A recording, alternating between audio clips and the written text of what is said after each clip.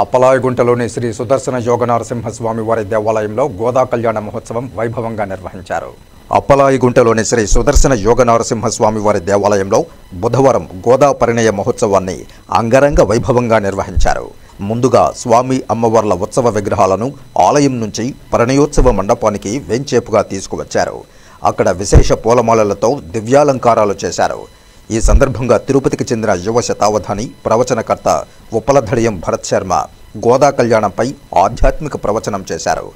గోదాదేవి భక్తి, కలియుగంలో దేవాలయాల ప్రాముఖ్యత, నవవిధ భక్తి మార్గాలు, రంగనాథ స్వామి వైభవం గురించి వారి ప్రవచనంలో కూలంకషంగా వివరించారు.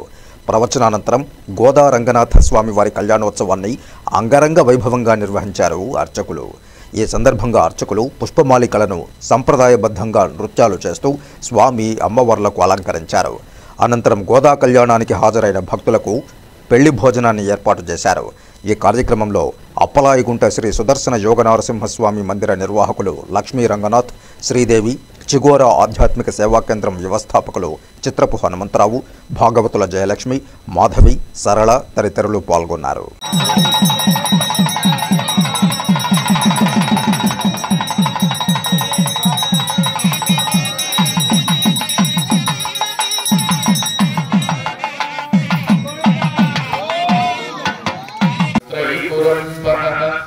నారాయణం నమస్కృత్య నరం చైవ నరోత్తమం దేవీం సరస్వతీం వ్యాసం తతో జయముదీరయేత్.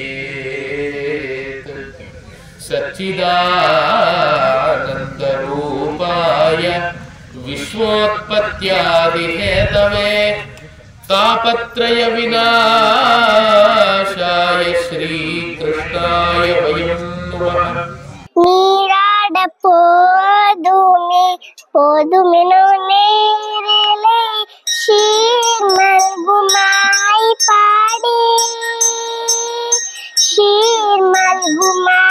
పాడి సెల్వర్ శిరూపీర్గా పూర్వే కుడుందోనేన నందగోపన్ కుమరన్ అనేటటువంటి వ్రతాన్ని చేపట్టి దీన్నే శ్రీవ్రతము అని కూడా అంటారు.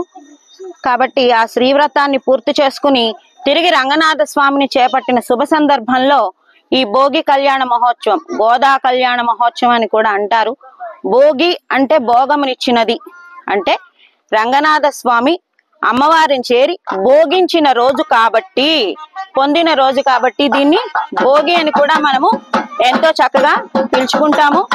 అయితే ఇలాంటి శ్రీవ్రతాన్ని కన్నెపిల్లలు చూసినా, పెళ్లి కాని యువతీ యువకులు ఎవరు చూసినా, ఆ కంకణదారం చేసినా కానీ వారికి వెంటనే వివాహం జరుగుతుంది అని శాస్త్రోక్తి, ఆచార్యోక్తి కూడా.